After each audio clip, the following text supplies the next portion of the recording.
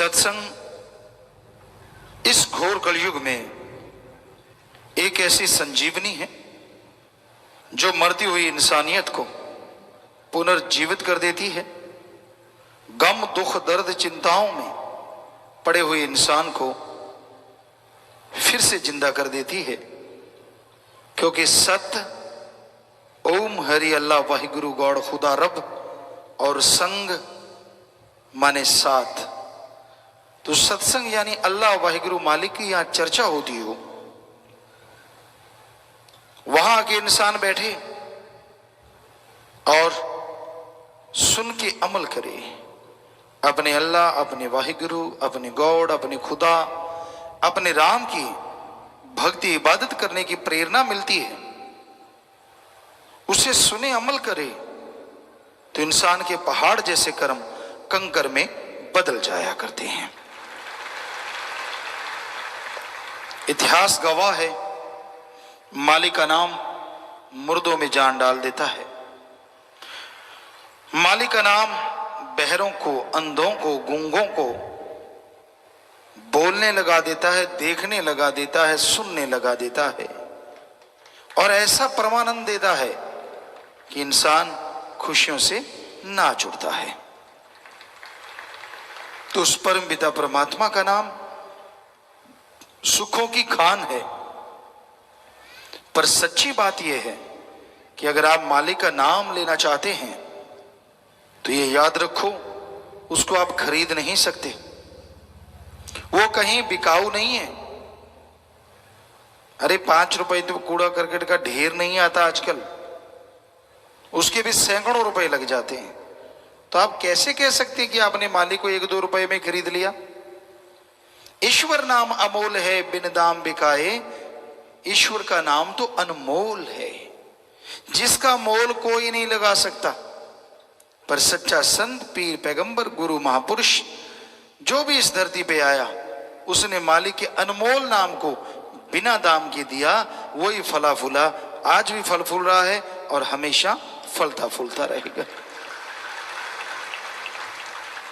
परमात्मा अल्लाह वाहिगुरु गौड़ खुदा ओम हरि बिकाऊ नहीं है। हमने हिंदू धर्म के 4 पवित्र वेद पढ़े। हमें हमारे गुरु सच्चे मुर्शिद कामिल दाता रहबर शास्त्राम जी महाराज ने फरमाया कि सभी धर्मों को पढ़ो। तो हमने हिंदू धर्म के हमारे पवित्र वेद, शास्त्र, गीता, रामायण, महाभारत 5वां वेद, सिख धर्म की पवित्र गुरुबाणी, सुंदर गुटका, श्री गुरु नानक देव जी की जन्म साखी, गुरु सहवानों की पवित्र जन्म साखियां हमने पढ़ी। ईसाई धर्म की पवित्र बाइबल, सेंट और भी जिन्होंने लिखा काफी पढ़ा। और इस्लाम धर्म की कुरान शरीफ, कुरान मजीद, शेख फरीद, नामदेव, धन्ना भगत, कबीर जी, रविदास, बौद्धिस्ट, जैनिस्ट, सभी को पढ़ा। हमें एक शब्द नहीं मिला जो बचपन से देखते थे, कहीं भी जाओ पैसे के बिना प्रसाद ही नहीं मिलता। और आप अगर पैसा नहीं देते तो प्रसाद देने वाला घूर घूर के देखता हो, किस चीज का प्रसाद है। हमने कहा ये चक्कर क्या है, पढ़ के तो देखें। सारे पवित्र ग्रंथ पढ़ लिए। हम चैलेंज करते हैं, चैलेंज। कोई बताए कहां लिखा है ओम हरि अल्लाह वाहिगुरु गौड़ खुदा रब पैसा लेता है? हम गारंटी देते हैं हमारे हिंदू, मुस्लिम, सिख, ईसाई धर्मों में लिखा है अल्लाह वाहिगुरु दाता था, दाता है और दाता ही रहेगा।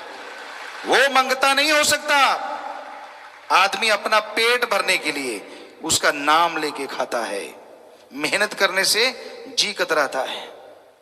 हिंदू धर्म में श्री राम जी, श्री कृष्ण जी अवतार हुए और उन अवतारों ने सिर्फ अवतार ही नहीं हुए, वो राजा महाराजा भी थे। उन राजा महाराजा होते हुए भी उन्होंने कर्म करके खाया। कर्मयोगी कहते हैं जब वो पढ़ा करते थे श्री राम जी, श्री कृष्ण जी, तो सूखे वन में जाते थे, बन बन से लकड़ियां बींधते थे, इकट्ठी करते थे, आटा गूंथते थे, अपने गुरु जी के लिए, गुरु माँ के लिए खाना बनाते थे। रात के टाइम उनके पांव दबाते थे, उनके सोने के बाद सोते थे, जगने से पहले जाग जाते थे। इसलिए उन्होंने लिखा कर्म जोगी और ज्ञान जोगी। इस्लाम धर्म के पैगंबर मोहम्मद साहब उस जमाने में जो भी काम था, जैसे पशु चराना या बड़े घरों में पशु होते, जो भी काम था उन्होंने हक हलाल करके खाया, मांग के नहीं खाया। सिख गुरु सहवान 10 के 10 गुरु सहवान, उन्होंने मांगने की शिक्षा नहीं दी। किरत करो ते वंड के शको, किरत कमाई यानी मेहनत करो, और खुद भी उन्होंने मेहनत। श्री गुरु नानक देव जी ने कितने काम किए, चाहे उन्होंने कौतुक दिखाए, दुकानदारी की, खेती बाड़ी की, लोगों को नई नई टेक्निक से आज जो चावल वगैरह लगते हैं, श्री गुरु नानक देव जी महाराज ने खेती करना सिखाया। अपने आप में बेमिसाल बेमिसाल दुनिया को वाहिगुरु का नाम जपाया, लेकिन साथ में किरत कमाई। सभी गुरुओं ने, एक भी गुरु ऐसा नहीं। फिर आता है ईसाई, ईसा मसीह पैगंबर, उन्होंने भी करके खाया। कहीं नहीं मिलता कि उन्होंने मांगा, करके खाया। तो हमारे सारे धर्मों के हेड, या यूं कहिए जिन्होंने धर्मों को बनाया, उन्होंने बोला है, हिंदू धर्म में बोला कड़ा परिश्रम करके खाओ, कर्म जोगी और ज्ञान जोगी। सिख धर्म में बोला दसा नवादी किरत करो और वाहिगुरु दा नाम जपो। इस्लाम धर्म में बोला हक हलाल की रोजी रोटी खाओ और अल्लाह की इबादत करो। ईसाई धर्म में बोला हार्ड वर्क करो and do the method of meditation continue. सभी धर्म बोलते हैं, गुस्सा ना करो, धर्म जाके पढ़ो। सिर्फ दिखावा कर लेने से धर्म नहीं बन जाता। धर्मों में जो लिखा है वो पढ़ो और फिर हमें बताओ कहां लिखा है कि अल्लाह वाहिगुरु राम किसी से लेता है। वो तो देता है, और इतना देता है आदमी की झोली छोटी पड़ जाती है, वो देता चला जाता है। कोई लेने वाला चाहिए, कोई लेने वाला चाहिए। सही ढंग से उसकी भक्ति करे, अल्लाह वाहिगुरु राम का नाम जपे, उसकी इबादत करे, वो कमी नहीं छोड़ता, अंदर बाहर से खजाने भर देता है। तो इसलिए भाई उस परम पिता परमात्मा को दाता है, दाता था, दाता रहेगा, ये मान के चलो, ना कि ये सोचो कि वो आपके 1-2 रुपए पे खुश हो जाएगा। ठगी मारते हो 100 रुपए की, मालिक को देते हो 1 रुपया, मालिक नाराज ना होना, ये तेरा हिस्सा तुझे दे दिया। इसका मतलब भगवान को ठगी में भी हिस्सेदार बनाते हो कि मैं ठगी मारूंगा, 99 मेरे 1 तेरा, और कम कितना देते हो भगवान को, ये भी कमाल है। 99 खुद रगड़ गए, उसको बेचारे को 1 ही रुपया, और 1 भी उसके पास नहीं जाएगा, वहां रहने वाला चट कर जाएगा। 1 नहीं तो 10-20 मिलके कर जाएंगे, बुरा ना मानना, लेकिन है 100% सच। सच्ची बात कड़वी जरूर लगती है, लेकिन होती सच, क्योंकि हमने तो धर्मों को पढ़ा है और सभी धर्मों को मानते हैं। 100% पूरी कोशिश करते हैं कि हम धर्मों को माने और लोगों को शिक्षा दें कि आपका जो भी धर्म है जरा उसे पढ़ के देखो उसमें क्या लिखा है। सिर्फ बातें करने से किसी ने बहका दिया, किसी ने फुसला दिया, ये है वो है फला है, और आपने ग्रंथों में पढ़ा ही नहीं। हम कुछ बातें आपको बताना चाहते हैं। हमारे किसी धर्म में नहीं लिखा ठगी मारो, किसी धर्म में नहीं लिखा शराब के ठेके के आगे जाके शराब पियो या घर में बैठ के पियो, पोस्त खाओ पियो, कहीं नहीं लिखा। कोई भी नशा किसी भी धर्म में जायज नहीं है, सभी धर्मों में नाजायज है। सभी धर्मों में भ्रष्टाचार किसी धर्म में नहीं लिखा, किसी की निंदा करनी, किसी की चुगली करनी किसी धर्म में नहीं लिखा। हमने हिंदू धर्म में पढ़ा तो पवित्र रामायण में लिखा हुआ मिला, पर निंदा 100 गौघात समाना। कि पर निंदा यानी अपने को छोड़ के किसी की भी आप अगर निंदा करते हैं तो वो ऐसा है जैसे 100 गौ का घात करना। और सिख गुरु सहबानों ने तो पवित्र गुरबाणी में इतने पृष्ठ हैं, इतने पृष्ठ भरे हैं निंदा के ऊपर कि आप पढ़ के देखो पता चल जाएगा। निंदा भली किसी की नाही, मनमुख मुग्ध करन, मुंह काले तिन निंद का, नरके कोर पवन। साफ स्पष्ट निंदा भली किसी की नहीं। वही हिंदू धर्म वाली बात, बिल्कुल एक जैसी बातें हैं कि निंदा भली किसी की नहीं, किसी की, अपने बिना किसी की भी निंदा ना करो। मनमुख, जो गुरु को नहीं मानते, किसी धर्म को नहीं मानते, वो लोग निंदा करते हैं। मन यानी जो दिमाग को गलत नेगेटिव थॉट्स देता है। हिंदू और सिख धर्म में उसको मन या मनराम बोला, इस्लाम धर्म को उसको नफस शैतान कहा। तो दिमाग वो मनमुख है, मनमुख मुग्ध। मुग्ध गुरु साहबानों ने वर्ड लिया, गूढ़ मुग्ध का मतलब मूर्ख। मनमुख मुग्ध करन मुंह काले तिन निंदका। और क्या होगा? मुंह काला, ऐसे नहीं कि कोई कालख उठा के मुंह पोंछ देगा, नहीं, वो समाज में कदम कदम पे ठोकर खाएंगे, उनकी जगह जगह बेइज्जती होगी, कभी सुख का सांस उनको लेने को नहीं मिलेगा। मुंह काले तिन निंदका, नरके घोर पवन, यहां भी नरक और आगे भी नरक, जीवन नरक बन जाएगा। आप किसी की निंदा करते हैं, क्या आप दूध के धुले हैं? क्या आप में कोई कमी नहीं? अगर खुद में कमी है तो दूसरों की निंदा क्यों गाते हो? पहले खुद की कमियां तो दूर कर लो। तो गुरु साहबानों के पवित्र भाग, पवित्र गुरुवाणी में एक एक अक्षर जो लिखा है, सच था, सच है, सच रहेगा। हिंदू धर्म में जो लिखा सच था, सच है, सच रहेगा। इस्लाम धर्म में जो लिखा सच था, सच है, सच रहेगा। ऐसे ईसाई धर्म की बात। तो कहने का मतलब धर्मों में गलत कुछ नहीं है, लोग पढ़ते नहीं, उसको ध्यान में लाते नहीं और मनमते चलते रहते हैं। हमारे धर्म तो इतने पवित्र हैं, हम आपको गारंटी देते हैं, इस मिनट आप धर्म को मान लो, अपने अपने धर्म को, हिंदू मुस्लिम सिख ईसाई बौद्ध जैनिस, अपने अपने धर्म को मान लो, अगले मिनट इस धरती पे प्यार मोहब्बत की गंगा बहने लग जाएगी। जी हम गारंटी देते हैं आपको। पर कोई मानता ही नहीं, मनमता, मूड, बस जो दिल में बैठ गई, जो किसी ने बिठा दी। लोग कठपुतली बने हुए हैं, दूसरों की उंगलियों के इशारों पे नाचते हैं, खुद का दिमाग इस्तेमाल में नहीं लाते। अरे ये जो खोपड़े के अंदर सामान है, भगवान ने इसको यूज करने के लिए भेजा है, इस्तेमाल करने के लिए। इस दिमाग से काम लो। अगर आप पढ़ लिख गए, पवित्र वाणी पढ़ो, पवित्र ग्रंथ पढ़ो, उनमें क्या लिखा है सुनो और फिर उसके अनुसार जिंदगी बिताओ। जो गुरुओं ने, संतों ने, पीर पैगंबरों ने लिखा कि भाई दोनों जहां की खुशियों से आप माला माल हो जाएंगे, हम गारंटी देते हैं वो खुशियां आपको जरूर मिलेंगी। पर मिलेंगी अमल करने से। सामने बादाम है, मक्खन है, घी है, दूध है, माथा टेकते रहो, हम कोई गारंटी नहीं देते कि आपको ताकत आ जाएगी। उसको खाओ, स्वाद भी आएगा और ताकत भी आएगी। ऐसे ही हमारे संत, पीर, पैगंबर, गुरु, महापुरुषों के पवित्र भाग वचन है। सिर्फ ऐसे ऐसे दूर से करने से माना की इज्जत करना हमारा फर्ज है, लेकिन ऐसा नहीं कि उसमें लिखी हर चीज हमें मिल जाएगी। उसे सुनो या पढ़ो और पढ़ के खाओ, यानी मान लो, तो हम गारंटी देते हैं उनका एक एक पवित्र भाग, पवित्र वचन जरूर पूरा होगा और आप खुशियों के हकदार जरूर बन जाएंगे।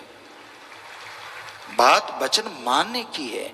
जब तक इंसान मानता नहीं, बिन अमलों के आलमा इल्म निकम्मे सारे। गुरु साहबानों ने भी फरमाया कि पढ़ पढ़ गड्ढे लदिए, कितना भी पढ़ लो आप, अगर उस पर अमल नहीं करते उसका कोई फायदा नहीं। पढ़ो, 2 लाइनें, उस पर अमल करना सीखो। अमल करोगे तो खुशियां हासिल होंगी, तो मालिक की दया में रहमत के काबिल बनोगे। इस्लाम धर्म में लिखा है, हे अल्लाह की इबादत करने वाला ही है, अल्लाह के बंदो, अगर उसके रहमो करम के हकदार बनना चाहते हो तो अमल किया करो। जो आपको बताया जाता है, जो अल्लाह ने अता किया है, जो आपको समझाया जाता है, उस पे चला करो, फिर देखो उसका रहमो करम कैसे मूसलाधार बरसेगा। तो हर धर्म यही कह रहा है, पुकार पुकार के कह रहा है। लेकिन आज घोर कलयुग है। महापुरुषों ने लिखा है कि कलयुग में कर्म धर्म नहीं कोई, कि ऐसा कलयुग आएगा, कलयुग में कर्म धर्म नहीं कोई। धर्म का कर्म नहीं लोग करेंगे, दिखावा ज्यादा, पहनावे पे जोर, फूं फा, अमल के नाम पे जीरो, कुछ नहीं, अहंकार, मैं कुछ हूं, ये निरा अहंकार है। और हर धर्म में लिखा अहंकार को मार पड़ती है एक दिन। तो दीनता, नम्रता हर धर्म में लिखा गहने हैं। तो पहले से ही पता चल जाता है कि आप कितना मानते हैं धर्म को। ये आदमी की चाल से पता चलता है, चाल ढाल से, बैठने से, उसकी लियाकत से, कि क्या माँ बाप ने सिखाया, क्या धर्मों ने सिखाया। तो कलयुग में कर्म धर्म नहीं कोए। गुरुओं ने, पीर पैगंबरों ने, हमारे महापुरुषों ने लिखा कि ऐसा कलयुग जो कि चल रहा है, ऐसा टाइम आ जाएगा लोग दिखावा करेंगे, धर्म का कर्म नहीं करेंगे, यानी जो धर्मों में लिखा उसको नहीं मानेंगे। कलयुग में कर्म धर्म नहीं कोए, कलु का जन्म चंडाल के होए। कि लोग चंडाल रूप धारण कर लेंगे। धर्मों में लिखा है नम्रता धारण करो। शायद हमें पक्का नहीं याद, हम ये नहीं कह सकते कि ये 100% वही बात है, लेकिन यहां तक हमें याद आता है श्री गुरु अंगद देव जी या श्री गुरु रामदास जी, हमें ख्याल में नहीं आ रहा, तो उनका जो दाढ़ा था बहुत बड़ा था और किसी शायद गुरु नानक देव जी के बेटे ने या किसी ने पकड़ा, ये क्यों बढ़ाया है? तो उनके वचन सुनिए, क्या बोले वो, इतने बड़े गुरु, इतने बड़े मालिक, कहने लगे जी ये तो आप हमारे गुरु के बेटे हैं, आपके चरण पहुंचने के लिए बढ़ाया है। वाह, क्या नम्रता है, क्या दीनता है। और आज कोई ज्ञान नहीं बयान नहीं, यूं मैं कुछ नहीं, तू तेरा दिख गया सारा खाका। क्योंकि अगर तेरे में धर्म की जरा सी भी अंश है तो पहली ये लियाकत है हमारे धर्मों में। इतने बड़े गुरु, इतने बड़े महापुरुष ये कह रहे हैं कि हमारा ये दाढ़ा आपके कदम, आपके चरण पहुंचने के लिए। वाह, इससे बड़ी दीनता नम्रता की मिसाल क्या हो सकती है। तो भाई अहंकार को त्यागा करो। अहंकार में कुछ नहीं पड़ा, धर्मों में तो लिखा ही नहीं कि अहंकार करो, धर्मों में तो लिखा दीनता नम्रता धारण करो। अगर अल्लाह वाहिगुरु गौड़ खुदा राम को पाना है तो हमारा तो फर्ज बताना है, बुरा ना मान जाना। कोई सोचे गुरु जी मुझे कह रहे हैं, कोई फकीर मुझे कह रहा है, ऐसे में बैठा था। नहीं, हम आपको नहीं कह रहे, हम कह रहे हैं धर्मों में ऐसा लिखा नहीं है, ऐसे मत बैठा। आप दीनता नम्रता, माँ बाप का नाम सत्कार होता है कि भाई माँ बाप ने अच्छे संस्कार दिए। वाह, ये धर्म तो बड़ा दीनता नम्रता वाला है। क्योंकि जिन प्रेम कियो तिन ही प्रभ पायो। ही शब्द यहां जो आया है, जिन प्रेम कियो, जो प्यार करेंगे आपस में निस्वार्थ, मालिक से प्यार करेंगे, तिन ही प्रभ पायो। ही का मतलब दूसरे नहीं पा सकते, वो सिर्फ दिखावा है। तिन ही प्रभ पायो, कि वो ही प्रभु को, परमात्मा को पा सकते हैं। तो प्यारी साथ संगतियों, बताना हमारा फर्ज, हम तो आपके चौकीदार हैं, आपके सेवादार हैं, खाकसार हैं। हमारा फर्ज है आवाज देना, माना ना माना आपकी मर्जी, बुरा ना मानिए, लेकिन सच हमने बोला, एक शब्द भी झूठ नहीं।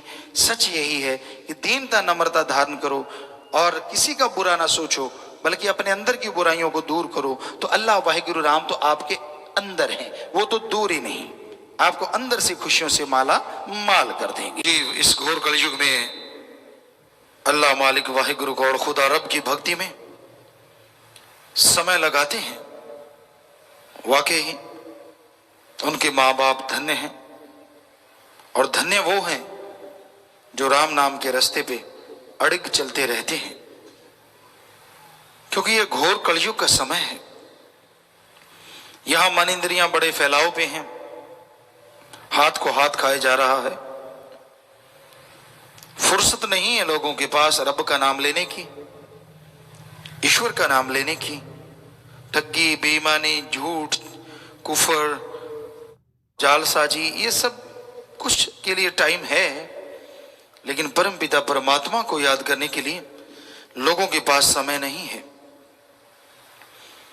तो अगर आप प्रभु का नाम नहीं लेंगे तो कैसे मालिक की कृपा दृष्टि के काबिल बनेंगे, कैसे उसकी दया में रहमत को हासिल करेंगे। ये घोर कलयुग का समय है, इसमें सुमरन के अलावा और कोई तरीका नहीं जिससे मालिक को पाया जा सके। सुमरन एकमात्र उपाय है जिससे आत्मबल आता है और इंसान कमल की तरह कीचड़ में भी खिला रहता है। यह घोर कलयुग कीचड़ की तरह है, यहां ठगी है, बेईमानी है, भ्रष्टाचार है, लेग पुलिंग है, मन है, माया है, काम वासना, क्रोध, लोभ, मोह, सब एक से बढ़ के एक हैं।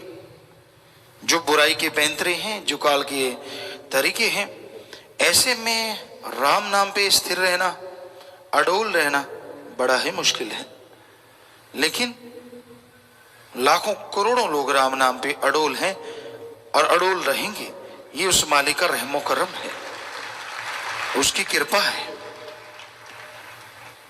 उसके नाम का असर है, नाम का जादू है।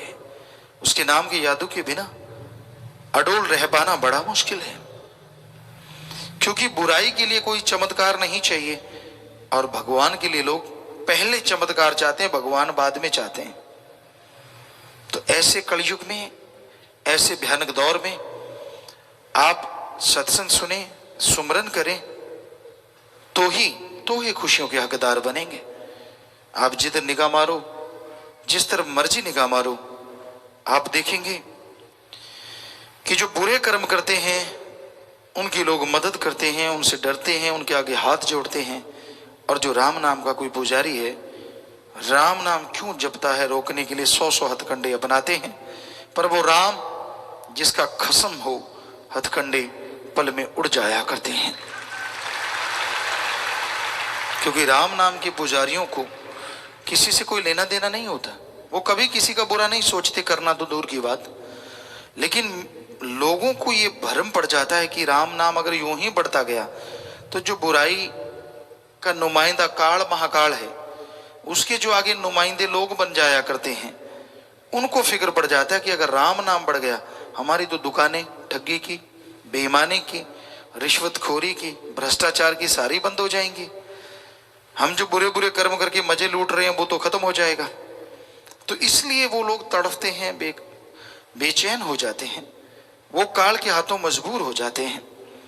वरना राम नाम का पुजारी कभी किसी को बुरा कहता ही नहीं। उसने किसी से क्या लेना। तेनु यार नाल की, तेनु चोर नाल की, अपनी नवेड़ तेनु होर नाल की। वो कहता है मुझे किसी से क्या लेना है, मुझे तो अपने अंदर की कमियां दूर करनी है और अल्लाह वाहिगुरु राम के प्यार मोहब्बत के काबिल अपने आप को बना डालना है। कोई क्या करता है क्या नहीं करता, उससे क्या लेना देना। लेकिन जैसा आप लोग जानते हैं, ये घोर कलयुग काल जौबन पे, लेकिन दयाल कई गुना जौबन पे है। इसलिए जो राम नाम के पुजारी हैं, उनके चेहरों पे नूर कम नहीं। जैसे जैसे काल का दौर बढ़ता है, काल का जोर बढ़ता है, उनके चेहरों के नूर और ज्यादा ठाठा मारना शुरू कर देते हैं और चमक दमकने लग जाते हैं। कोई फर्क नहीं पड़ता, क्योंकि आप अपने राह पे चलते हैं, आप अपने घर में रहते हैं और अच्छे कर्म करते हैं, समाज का भला करते हैं। समाज का भला नहीं है, वो उस प्रभु अल्लाह वाहिगुरु राम की औलाद का भला है।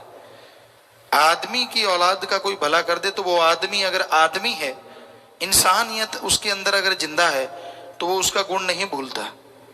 और जो मालिक की औलाद का भला कर दे, उसके गुणगान मालिक गाते हैं। और जब वो मालिक का गुणगान गाता है तो मालिक रहमो करम से उसे अंदर बाहर से माला माल कर देते हैं।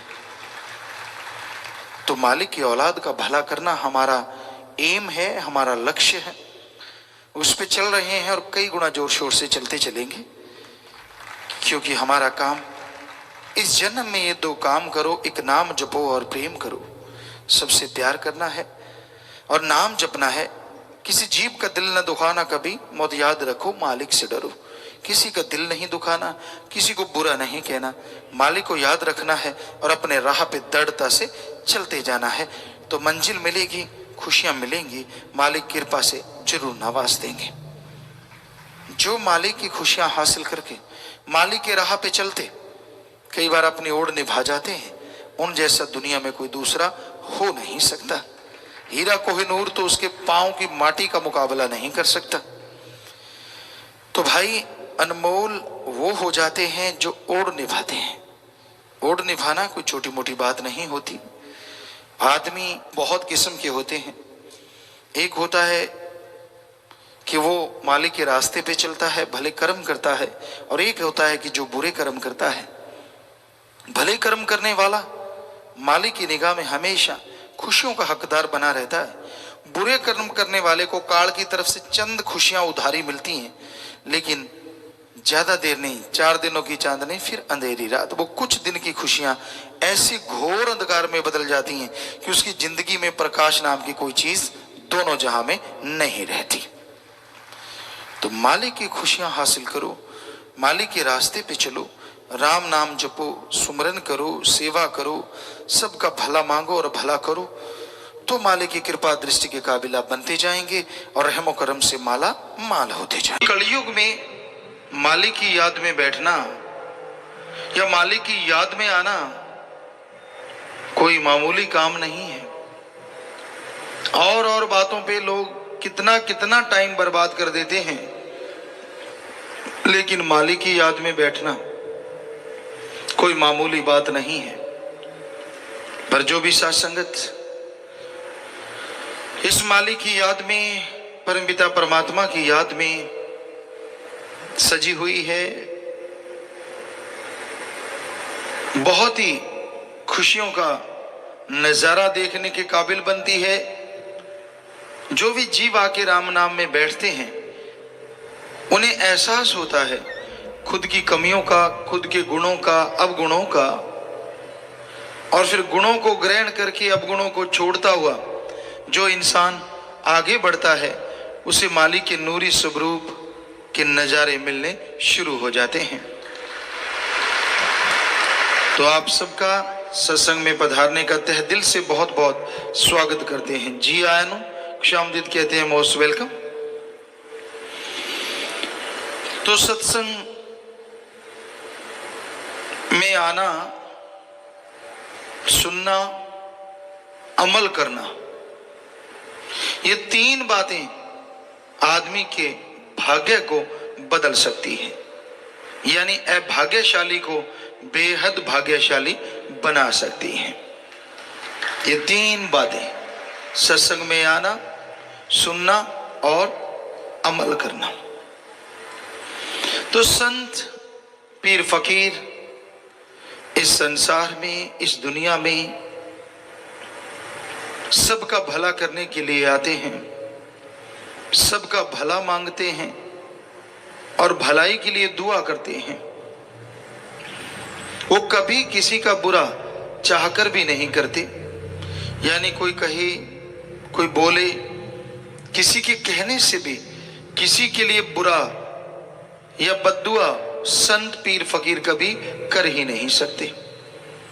उनके हाथ हमेशा सबके लिए दुआ के लिए फैलते हैं कि हे मालिक, हे राम, हे ईश्वर, हे वाहिगुरु, हे गॉड, खुदा रब, सब तेरी औलाद हैं, सबको सद्बुद्धि बख्श ताकि हर कोई तेरी भक्ति करे और आवागमन से आजाद हो सके। संसार भौतिकतावाद में पगलाया है, काम, वासना, क्रोध, लोभ, मोह, अहंकार, मनमाया, काल ने इन सातों द्वारा जाल बिछाया है और रूपी जीव इनके लालच में बुरी तरह से आया है। दिन रात इन्हीं का गुणगान करता है और इन्हीं में उलझता जा रहा है, और जब बुरी तरह से उलझ जाता है फिर बेहद परेशान होता है, क्योंकि जो गुनाह हुए, जो बुरे कर्म हुए, उनकी सजा भोगनी पड़ती है। और जब गुनाहों की सजा मिलती है, जब गुनाह भोगने पड़ते हैं, तब व्याकुल तड़फता इंसान सोचता है कि उसके साथ ऐसा क्यों हो रहा है। कोई न कोई पाप कर्म, कोई न कोई बुरा कर्म इंसान ने जो किया होता है, उसका फल जब चुकाना पड़ता है तो आत्मा व्याकुल हो जाती है, मन तिलमिला जाता है और बेहद दुखी होता है इंसान। तो इंसान को हमेशा मालिक से मालिक को मांगना चाहिए, तो अपने आप मालिक की दया में रहमत मिलती जाती है। संत, पीर, फकीर मालिक के नुमाइंदे होते हैं। हर जीव को मालिक से जोड़ना, हर जीव को काल के चक्रव्यूह से बाहर निकालना, ये संत, पीर, फकीरों का काम होता है। मन जब हावी होता है तो ये हकीकत है बिगड़ा मन गुरु का ना पीर का। जब मन हावी हो जाए, मन मनमते लोगों के टोले में फंस जाए, तो बड़े से बड़े भक्त भी गुमराह हो जाते हैं। इसलिए मन से लड़ना सीखो, भक्ति करो, गुरु पीर फकीर पे दृढ़ विश्वास रखो, दृढ़ यकीन रखो, क्योंकि संत गुरु कभी किसी का बुरा सोचते भी नहीं। उनका हर कर्म हर किसी के भले के लिए होता है। भला करना सिखाते हैं, भले के लिए प्रेरणा देते हैं और भला करते रहते हैं। जो जीव संत पीर फकीरों की बात सुन के अमल करता है, यकीनन बेइंतहा उसका भला होता है। आज संसार में हर इंसान सोचता है मैं सुखी हो जाऊं और ज्यादा सुखी हो जाऊं। तरह तरह की योजनाएं बनती हैं, बिजनेस है, व्यापार है, काम धंधा करना चाहिए, किसी को भी कोई रोक टोक नहीं। हमारा कहने का मतलब इनसे आत्मिक शांति, आत्मिक आनंद या परमानंद पाया नहीं जा सकता। ठीक है, शरीर के लिए, परिवार के लिए आप कमाएंगे, वो भी मेहनत से, हक हलाल से, तो बेहद खुशियां रहेंगी। और कहीं आप बुरे कर्मों से, पाप गुनाहों से कमाते हैं, तो वो दौलत आपके लिए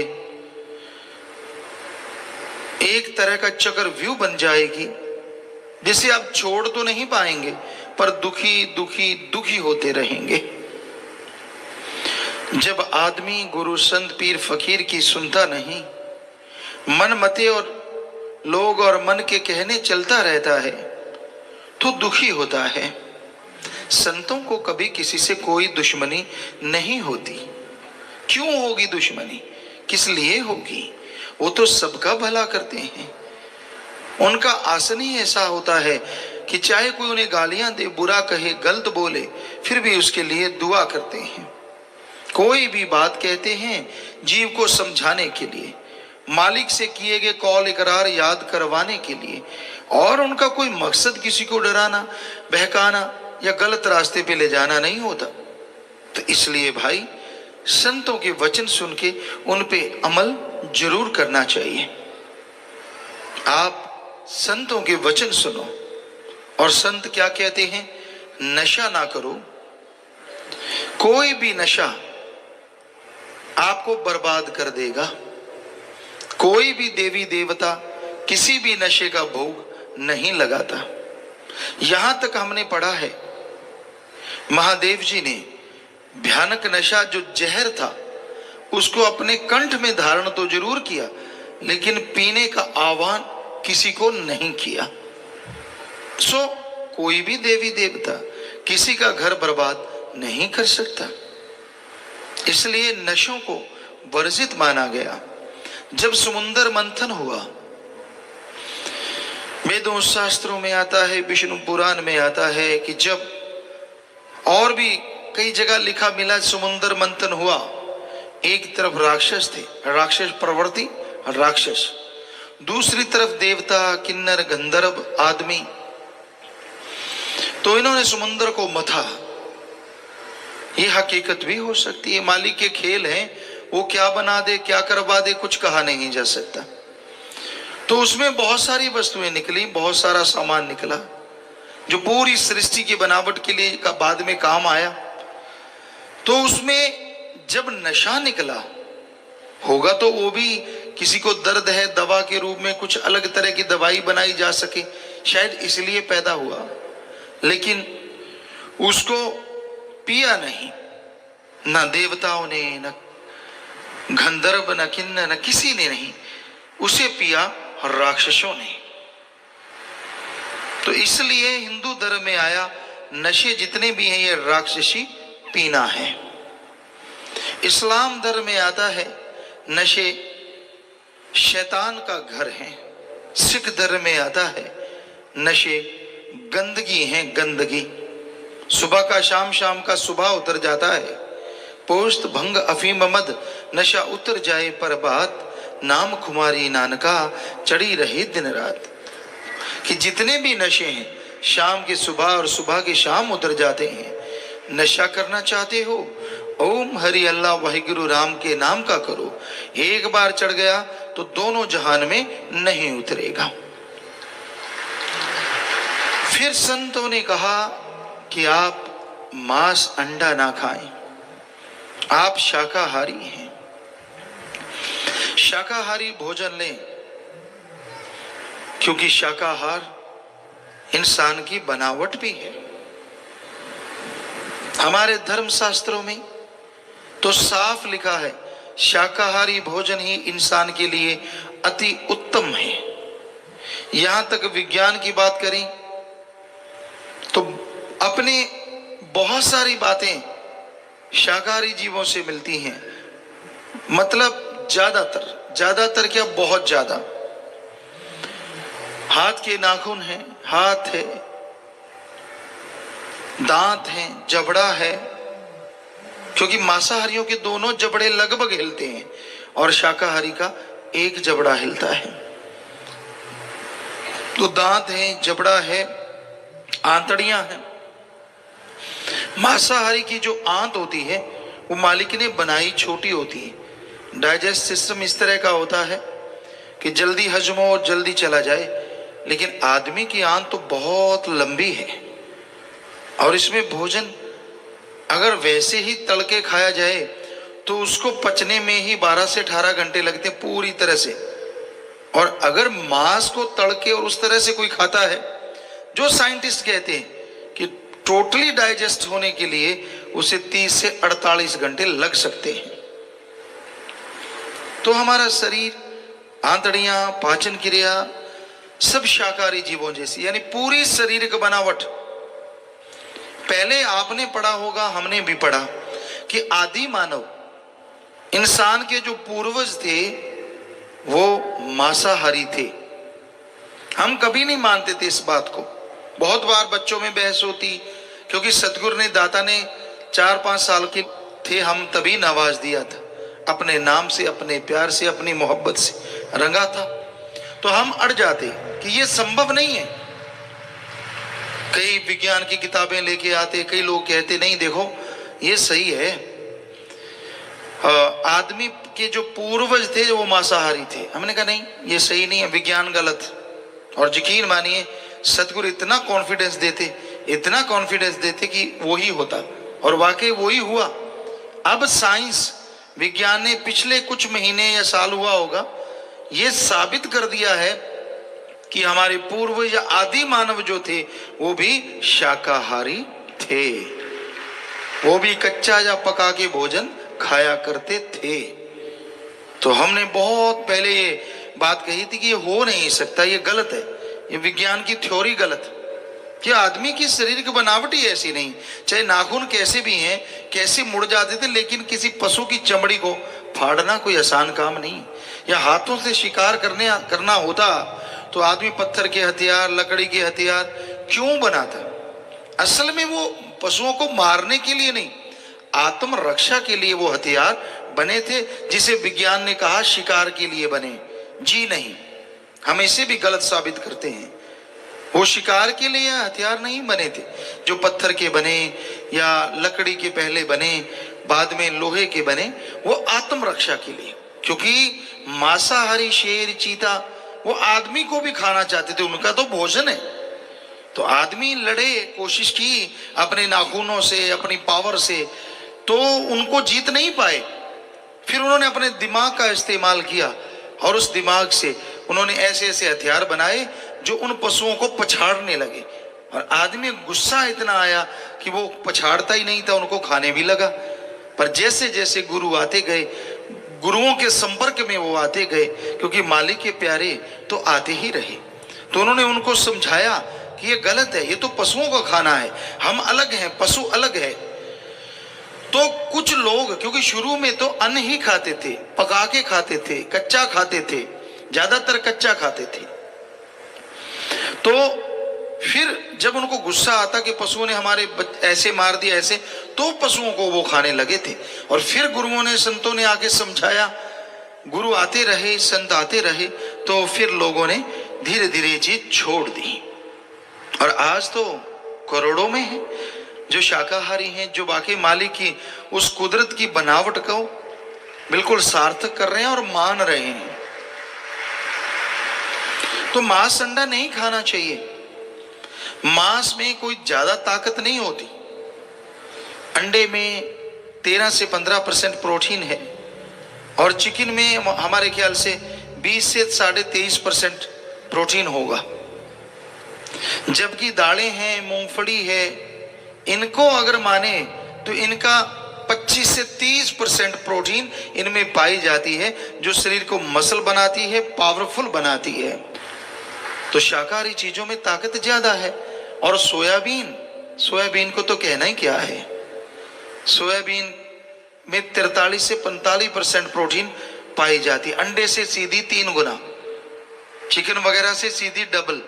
और भी नए नए तरीकों से सोयाबीन का दूध है, पनीर है, यहाँ भी रिसर्च की जा रही है। आश्रम में भी ये बनने लगा है थोड़े स्केल पे। जब बड़ा बनेगा तो ये सेवादार बताएंगे। तो उसे वाकई अपने आप में वो एक अलग चीज है, बहुत ही फायदेमंद है। बड़े बड़े डॉक्टर इस बात को स्वीकार करने लगे हैं। तो आदमी बना ही शाकाहारी है, शाकाहार के लिए। और धर्म भी कहते हैं, मांस मछुरिया खात है, सुरापान के हेत, ते नर जड़ से जाएंगे जो मूली का खेत। जमींदार भाई जानते हैं, गाजर मूली बो दो खेतों में, और जब उस फसल को लेते हैं तो खेत में बकाया क्या रहता है? कुछ बाकी चीज रह जाती है? जी नहीं, क्योंकि वो गाजर मूली को खींचते हैं तो वो खेत में कुछ भी नहीं रहता। उसी तरह जो मांसाहार का आहार करते हैं वो मालिक की निगाह से दूर हो जाते हैं और जन्मों जन्मों के चक्कर में, फेर में अटक जाते हैं। निशान उनका खत्म हो जाता है। इसलिए मांसाहार नहीं करना चाहिए। आज दुनिया के बहुत से लोग, बहुत जगहों पे ऐसा होने लगा है, आदमी का मांस खाने लगा है।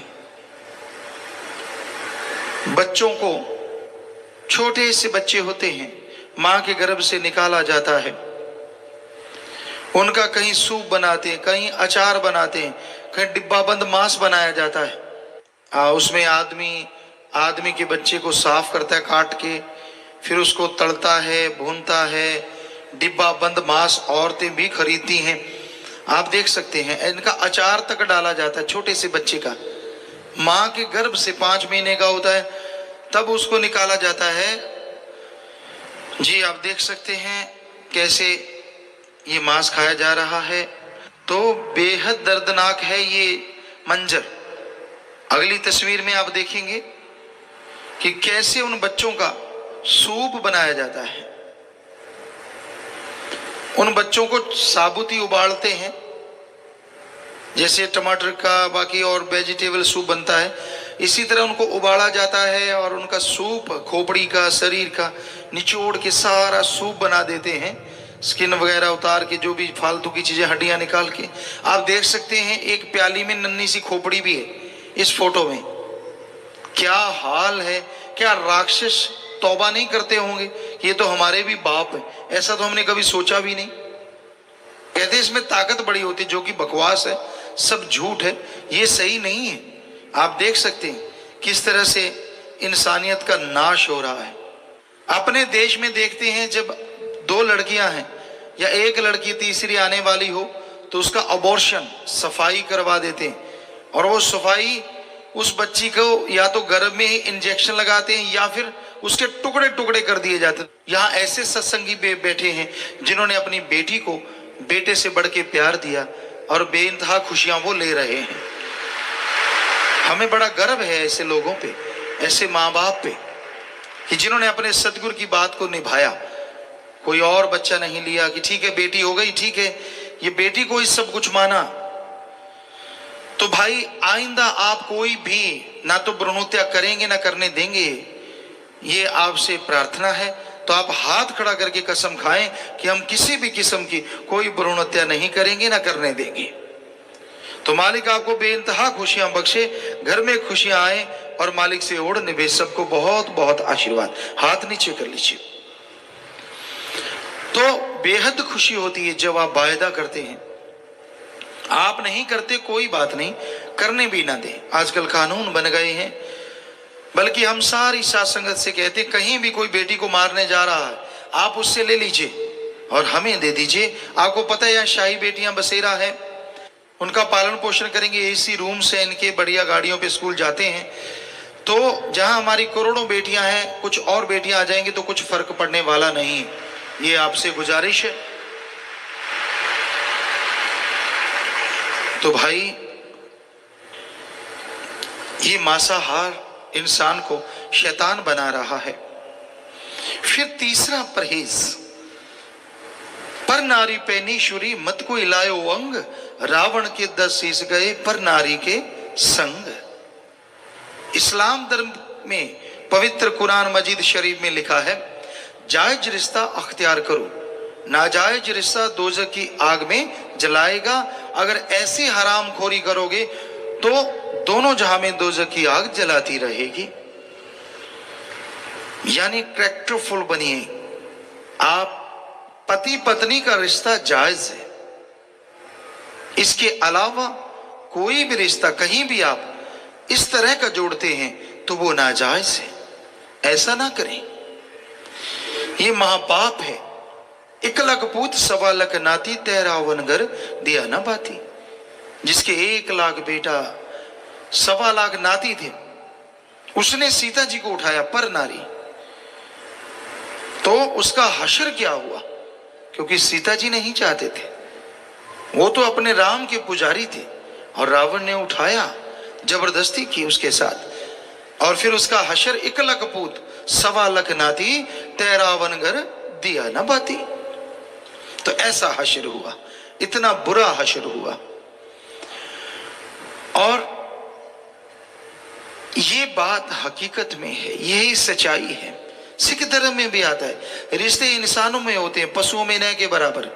जिस दिन आदमी पशु बनेगा, इधर भी नरक उधर भी नरक। और एड्स या भयानक बीमारियां जो आ रही हैं, ये पशु से आई हुई बीमारियां हैं। आदमी यहां भी भोग रहे हैं और आगे भी भोगेंगे। 80-80, 100-100 किलो के नौजवान आते हैं, यहाँ कई बीमार आते हैं, 40 किलो वजन रह गया, नर कंकाल, मौत मांगते हैं, मौत नहीं मिलती। ऐसी भयानक बीमारियां। तो ये बुरे कर्म ना करो। ये हमारे दाता रहबर मालिक, कुल मालिक रहबर साईं मस्ताना जी महाराज, शास्त्र राम जी महाराज ने हमें शिक्षा दी और अब वो ही बुलवा रहे हैं। हम तो खाकसार चौकीदार आपके सेवादार हैं जी। तो इन बुराइयों से परहेज करो। और आज आपको ये बताएं, यहां तक बेटियों की चर्चा हुई, हम दावे से कहते हैं, अपने तजुर्बे से कहते हैं, सतगुरु हर तरह का तजुर्बा करवा रहा है। हमने बेटे भी बना बना देखे, सभी बेटे हैं आप और बेटियां भी, तो बेटे भी कम नहीं है। पर अगर ये समाज को देखें, ये समाज पुरुष प्रधान है, इसमें बेटे आगे आ रहे हैं। कोई छोटी बात तो नहीं, बहुत बड़ी बात है। लेकिन हमारी बेटियां जो परमार्थ में, सेवा में, नेक कामों में आगे बढ़ रही हैं, ये बेमिसाल बात है, बेमिसाल। शायद पूरे देश में ऐसी मिसाल नहीं होगी। यहाँ ये बेटियां, ये हमारी बच्चियां नेकी में, मानवता भलाई में, भले कामों में डट के आगे बढ़ रही हैं, डट के आगे बढ़ रही हैं। पूरे समाज की परवाह नहीं करती। क्या क्या इल्जामात नहीं लगाए जाते इन पे, क्योंकि लड़की पे लगाना बड़ा आसान होता है, उस पे थोप देना, ये ऐसी है, ये वैसी है, ये वो करती है, ये फला करती है। लड़की किसी को कहे तो भी लोग मानते जल्दी हैं। क्या क्या नहीं किया गया, समझदार को इशारा काफी। लेकिन इनके हौसलों को कोई राई भर ना डुला पाया और मालिक से दुआ ना कोई डुला पाए। इतने हिम्मत मालिक ने दी, इतनी रहमत है जो मानवता के लिए निकल लिए। बेप्रवाह जी ने वचन फरमाए हैं, बन के प्रेमी फिर दिल नू डुलाउणा की, अगे नू बधा के पैर पिछे नू हटाना की। हमें मान है हमारी इन बच्चियों पे, हमारी बेटियों पे और बेटों पे भी, क्योंकि जवानी आज इतना कुछ कर रही है नौजवान। क्या क्या नहीं गुल खिला रहे, नशे करते हैं गंदे से गंदा, और वैश्यावृत्ति करते हैं, समलैंगिकता में सभी तरफ से बुरा हाल है।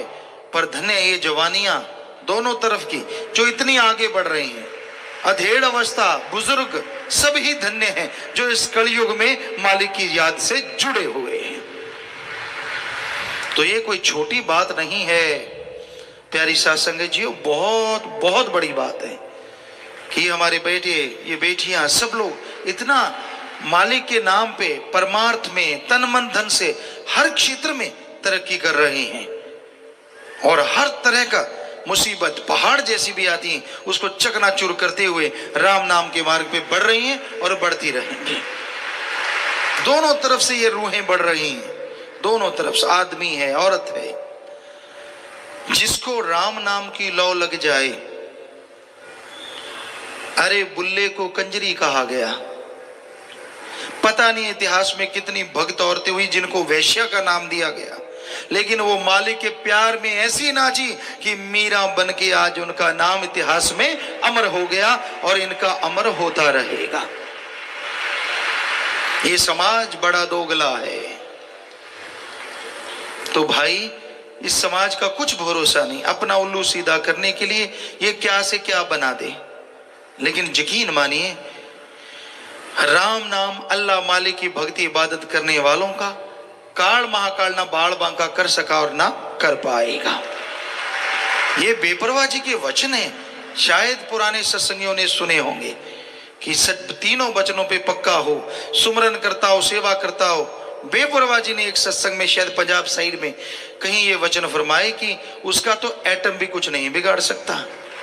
ये कोई मामूली बात नहीं, इतने बड़े वचन। साईं मस्ताना जी महाराज ने तो कितने वचन सच्चे सौदे के मुरीदों के लिए लाके दिए। ऐसी गिफ्ट, ऐसा तोहफा जो मुरीद कल्पना भी नहीं कर सकता, इतना कुछ बख्श के लाए कि जी गरीबी ना रहे, अमीर हो जाएं। और यहां कितने सत्संगी बताते हैं, मेरे पास साइकिल था, मेरे पास कुछ भी नहीं था, ढंग का घर नहीं था, कोई सोच ही नहीं थी, और मालिक ने हवा में उड़ार करवा दी, कारों पे बिठा दिया, पता नहीं क्या से क्या बख्श दिया, और वो बख्शते रहेंगे। तो भाई, हकीकत हम कोई अपनी बड़ाई नहीं कर रहे, अपने मालिक दाता रहबर की, जिन्होंने सच्चा सौदा बनाया। और धन्य वो मुरीद आप सब, धन्य माँ बाप जो लगातार दृढ़ता से इस पे चले आ रहे हैं, और कई गुना बढ़ के चलेंगे, और मालिक का तो सैकड़ों करोड़ों गुना हो सकता है आने वाले टाइम में। ये रहमो करम बढ़ता जाए, कुछ पता नहीं। तो अंदर बाहर से झोलियां भरती रहेंगी। जो राम नाम के पुजारी हैं, बस वचनों पे रहिए। तो हमारा कहने का मतलब, क्या लड़के क्या लड़कियां, आप रोजाना देखते हैं, कुछ दिनों से तो खास करके तन मन धन से ये परमार्थ में एक दूसरे को पिछाड़ने में लगे हुए हैं। वो पल पल की भक्ति मालिक मंजूर कर लेता है। जब ये स्कीम लड़ाते, कैसे करें, क्या करेंगे, क्या नहीं करेंगे, तो कबीर जी ने कहा था, हर श्वास सुमरण ऐसे करवाता है मालिक, जब करवाने पे आ जाए। सारे सोचते थे, कई बच्चे ये हमसे पूछा करते थे, पिताजी ये कैसे संभव हो सकता है, पल पल का सुमरण तो हो ही नहीं सकता। तो ऐसे करवा लेता, वो करवाने वाला डाडा है। इनकी स्कीम चलती है, ये करेंगे अपा बैठ के, वो करेंगे, इस तरह से करेंगे, फिर उधर वाले ये ना कर जाएं, और इधर वाले सोचते हैं उधर वाले ना कर जाएं। सबका कुछ ना कुछ चोंच में चलता ही रहता है।